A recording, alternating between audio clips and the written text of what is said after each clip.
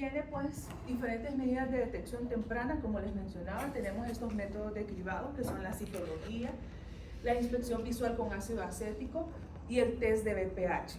Esto hace que en países desarrollados pues tenga una menor incidencia de la etapa invasora del cáncer, ¿verdad? Sin embargo, en Honduras el 80% presentan todavía una etapa invasiva, o sea, se llega, ¿verdad?, hasta la etapa del cáncer invasor, y un 20% presentan una enfermedad preinvasiva, ¿verdad?, que es donde todavía lo podemos tratar y detener, ¿verdad?, que siga progresando. La media de edad al diagnóstico va a ser aproximadamente a los 47 años.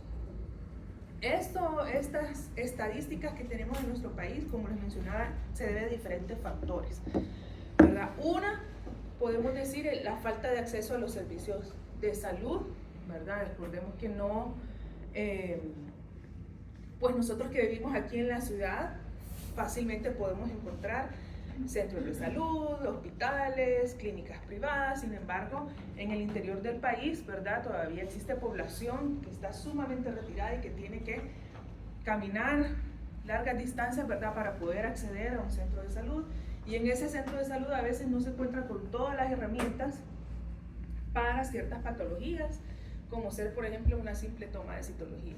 Hablando del problema nacional, pero también tenemos muchas cosas culturales, ¿verdad?, que las mujeres todavía tienen mucho temor, por decirlo así, de acudir al médico y a una evaluación ginecológica, ¿verdad? O sea, hay muchas pacientes que no les gusta por pena tomarse la citología, ¿verdad? Entonces, eso sumado a la falta de acceso, ¿verdad?, sumado a la falta de educación, sumado a los problemas, todos los problemas económicos, etcétera, etcétera, pues va creando, ¿verdad?, un ambiente en donde permite pues tener este tipo de estadísticas.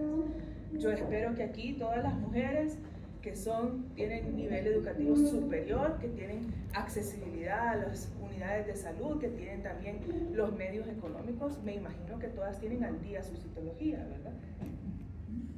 Más de alguna va a ser que no. Entonces imagínense que ustedes con esas características que tienen, no todas tienen su citología al día, no digamos una señora que vive allá en la montaña, que tiene 5 hijos, que no tiene con qué darles de comer, mucho menos va a tener, y que el único médico que está en el centro de salud es un hombre.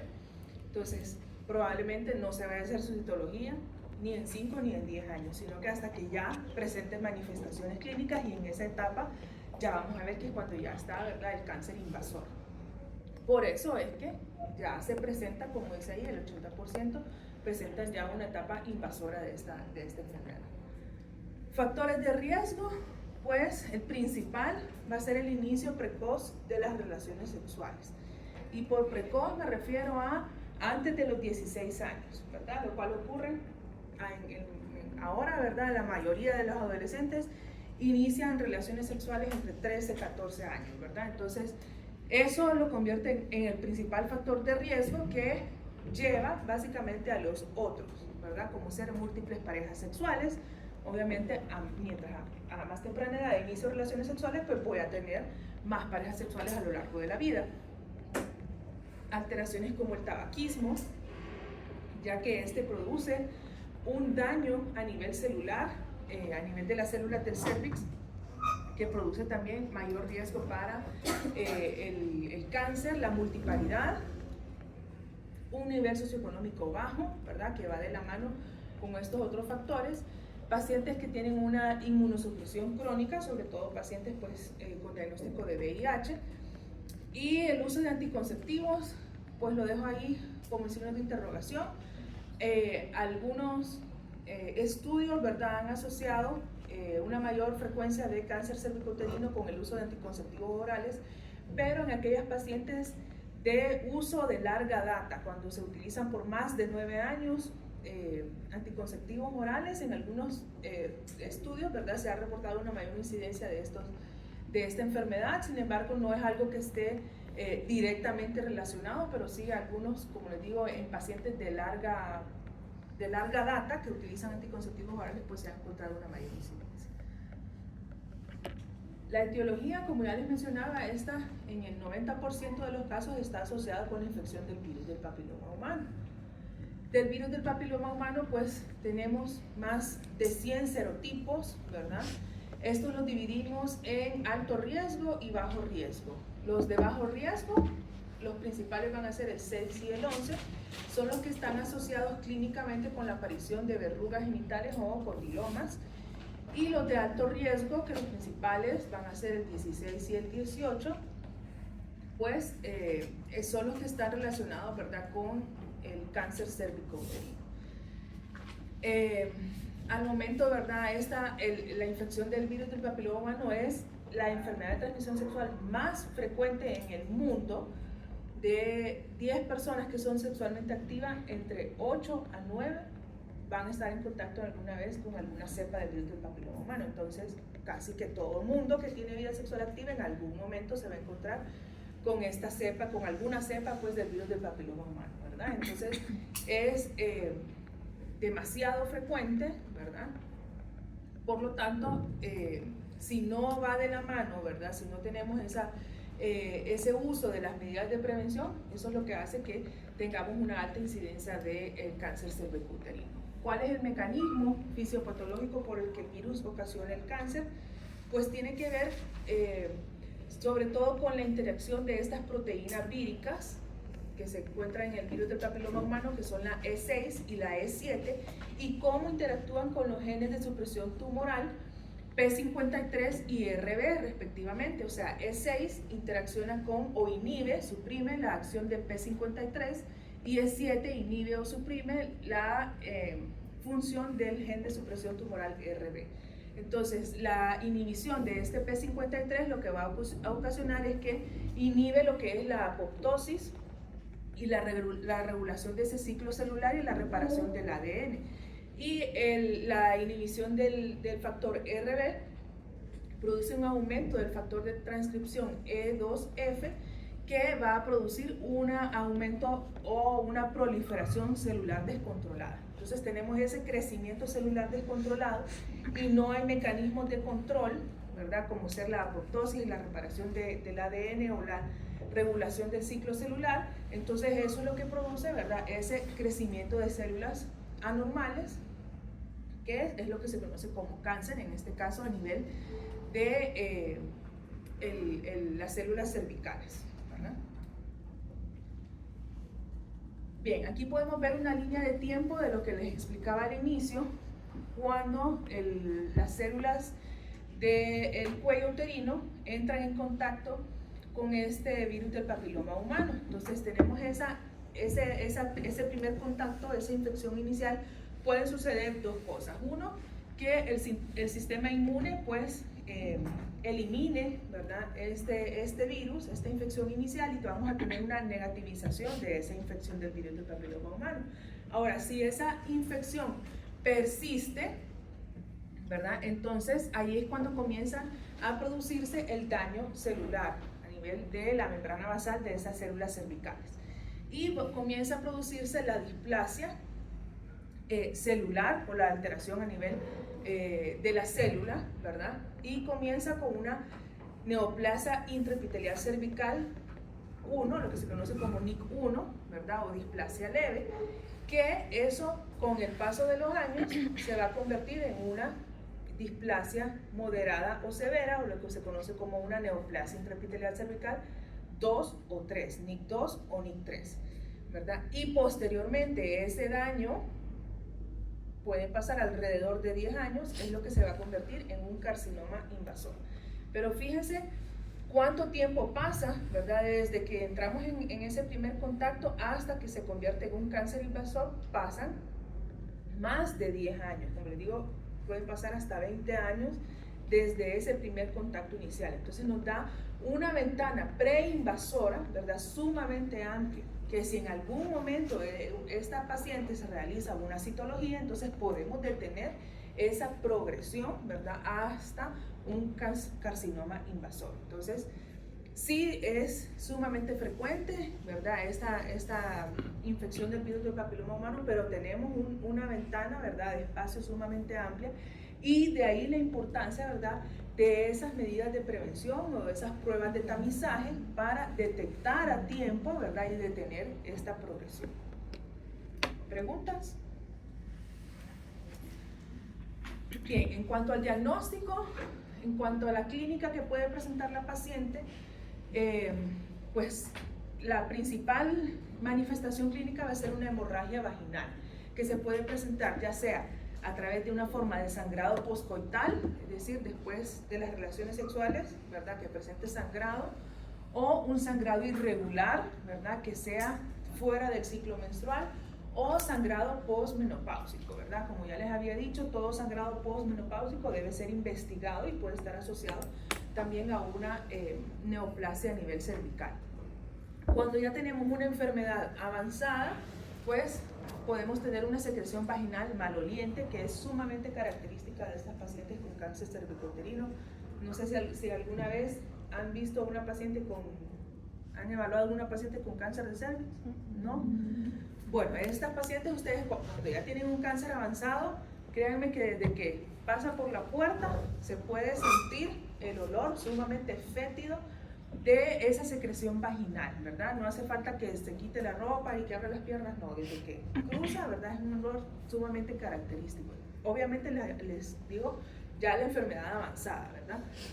Y pues síntomas constitucionales como todo cáncer, como pérdida de peso, y puede presentar también uropatía obstructiva, que algunas veces, ¿verdad?, se presentan o se da el diagnóstico por esas manifestaciones a nivel del sistema renal. En pacientes asintomáticas, la detección se hace por los métodos de cribado, es decir, cuando la enfermedad todavía no ha avanzado, ¿verdad?, tanto que pueda presentar estos síntomas, entonces la detección se hace a través de los métodos de cribado.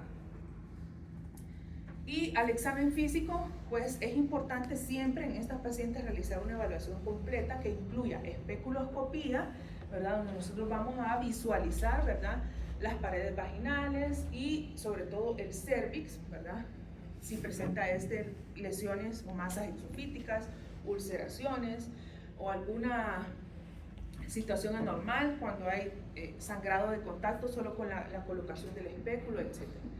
Pero se debe también realizar una exploración bimanual, ¿verdad?, para evaluar la movilidad de ese cervix, la presencia de masas anexiales, también una exploración rectal que nos puede orientar también sobre el grado de diseminación que puede tener este cáncer, y la exploración también de ganglios. O sea, debe ser una evaluación física completa, ¿verdad? No nos vamos a quedar solamente con la especuloscopía, sino que debemos de realizar todas estas técnicas.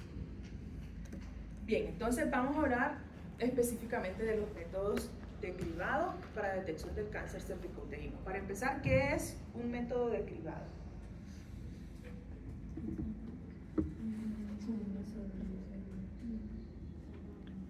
Un examen para detectar una enfermedad antes de tiempo. Pero como rutinarios. O sea, ¿a quién se aplican los métodos de cribado? Alguien que tiene factores de riesgo.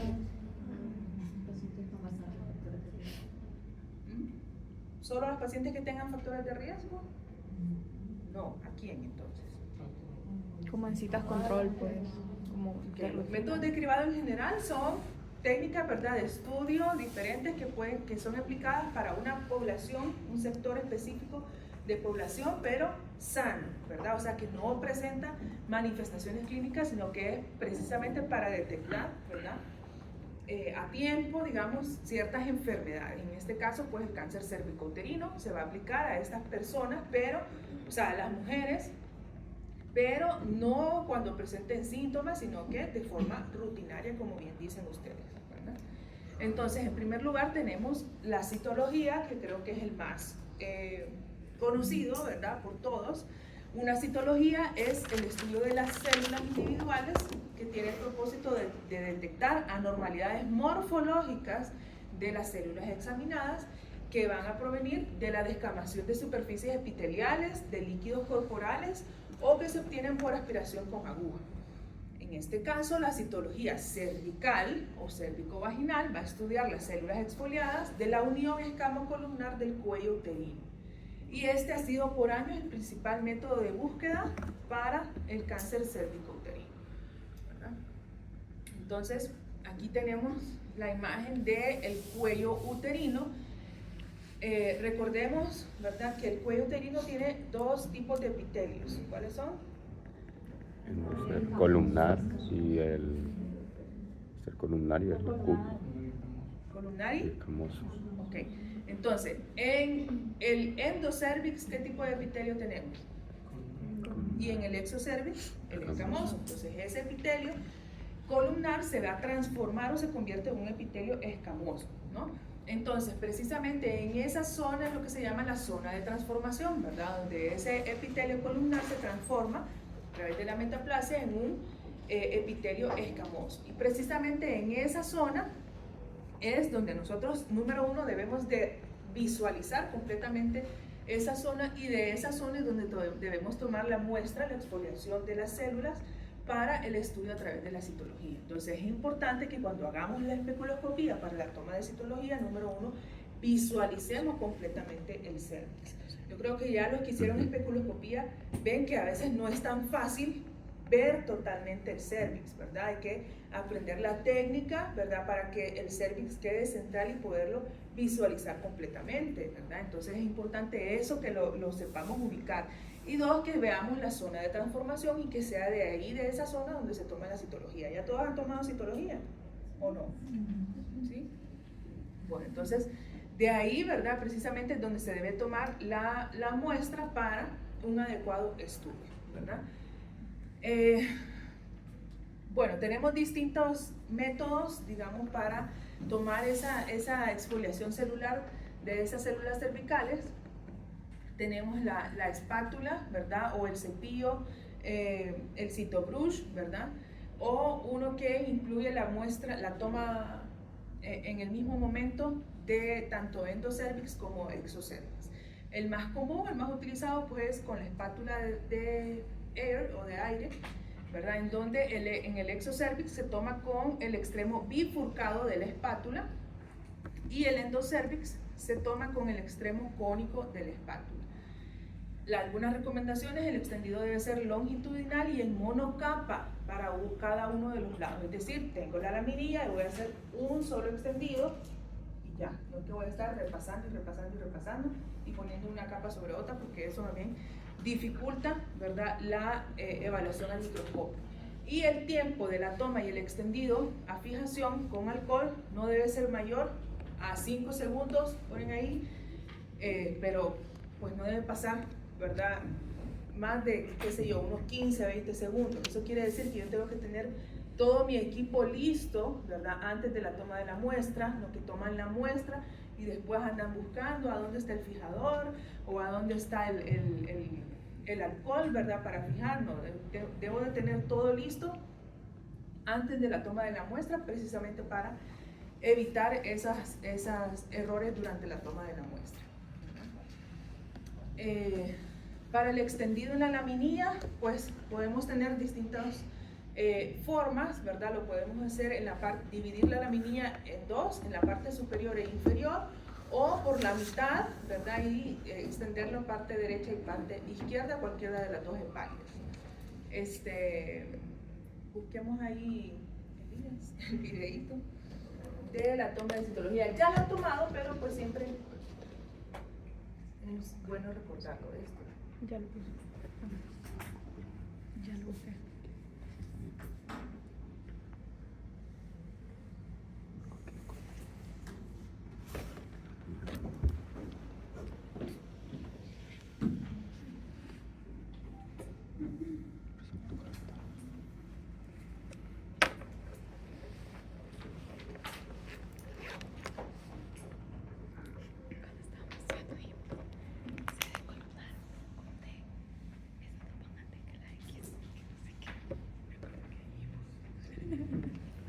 Sí. Y ya, sí.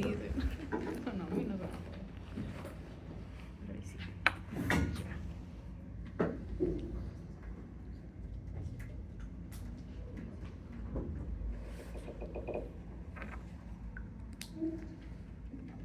¿Ya? 1, 2, 3.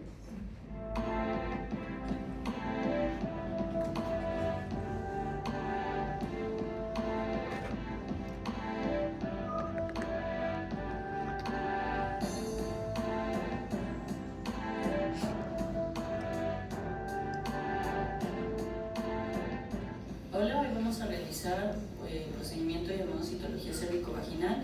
Este es un procedimiento que consiste en obtener muestras de células de cervix para hacer un cribado para detectar cáncer cérvico-uterino.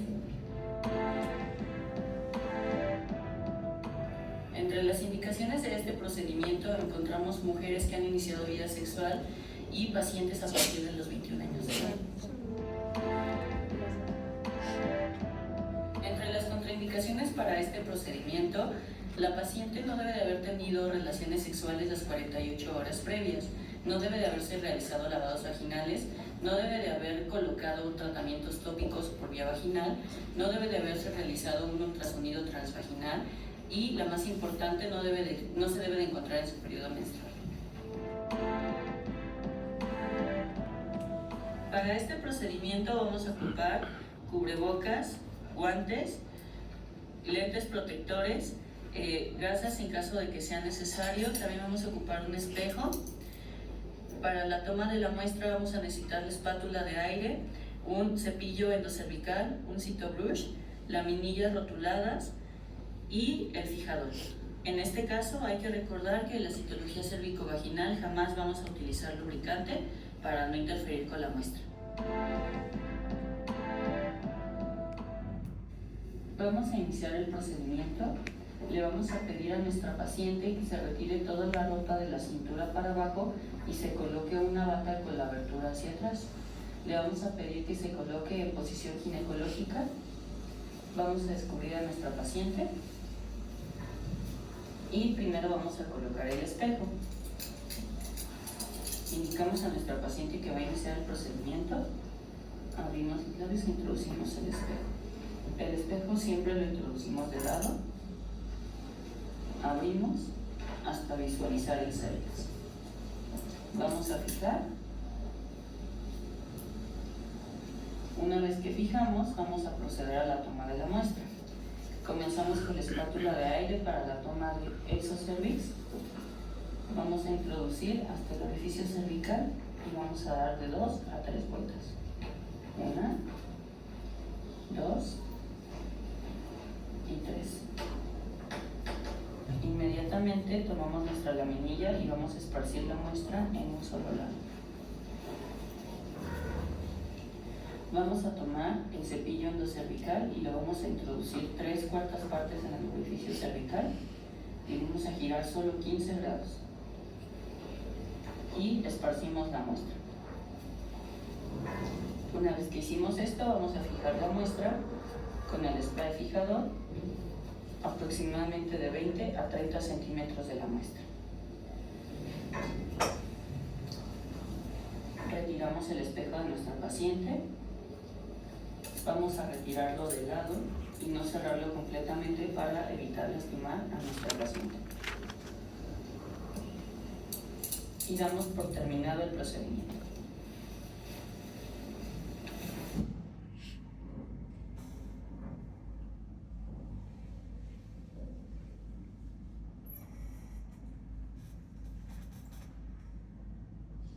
Vamos a detallar la toma de la muestra con distintos elementos. Primero vamos a utilizar la espátula de aire y tomaremos una muestra de exocervix. Vamos a introducir y daremos de 2 a 3 vueltas. 1, 2, 3. Podemos tomar una muestra de endocervix con la misma espátula, pero de este lado. Introducimos y vamos a girar hacia el lado contrario de 2 a 3 vueltas. 1, 2, 3. El cepillo endovaginal se ocupa para tomar muestra de endocervix y lo vamos a utilizar junto con la espátula de aire para tomar muestra de exocervix. Introducimos 3/4 del cepillo y giramos 15 grados. Finalmente podemos ocupar el CitoBrush para tomar tanto endocervix como exocervix. Introducimos y vamos a dar de 2 a 3 vueltas. 1, 2, 3. Para la colocación de la muestra sobre la laminilla, Recuerden que debemos de separar la laminilla en dos partes, una donde va a ir endocervix y otra donde va a ir exocervix, siempre bien rotulada con el nombre completo de nuestra paciente. Y bueno, la primera técnica es cuando ocupamos la espátula de aire y el cepillo endocervical. Vamos a tomar con la espátula de aire y vamos a esparcir las células en la parte de exocervix. Posteriormente, en la parte de endocervix, vamos a colocar el cepillo y vamos a dar una vuelta. Esta vuelta tiene que ser en sentido contrario al que tomamos la muestra para que las células se puedan esparcir bien. Con el CytoBrush solo vamos a hacer un barrido. Este barrido va a ser en línea recta sobre toda la laminilla. Es importante especificar al patólogo con qué instrumento tomamos nuestra muestra cervical. Así él va a poder saber en qué parte se encuentran células del endocervix y en qué parte las células del exocervix.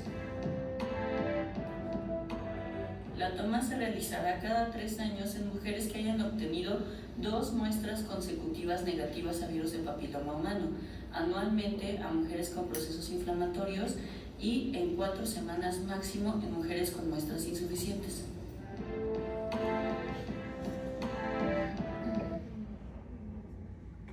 Bien, ¿preguntas sobre la toma de la muestra?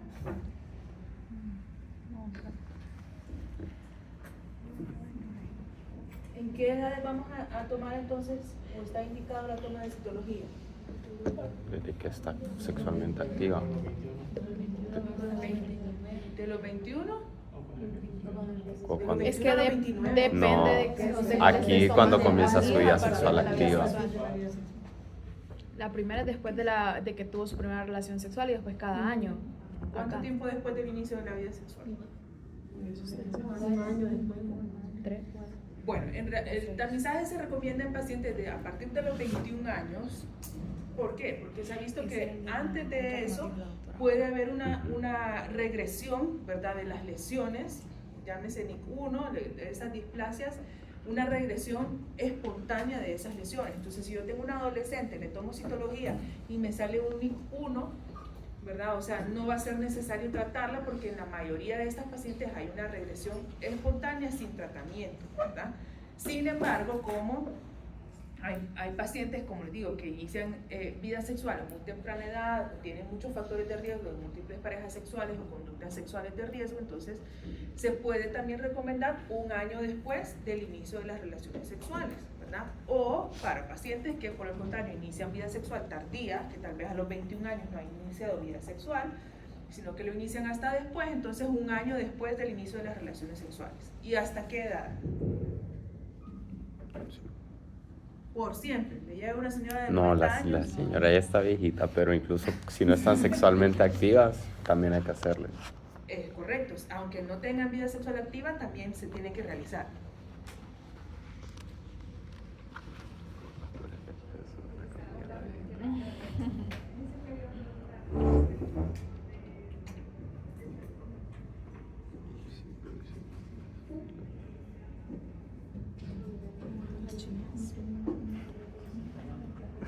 Un espejo, dice.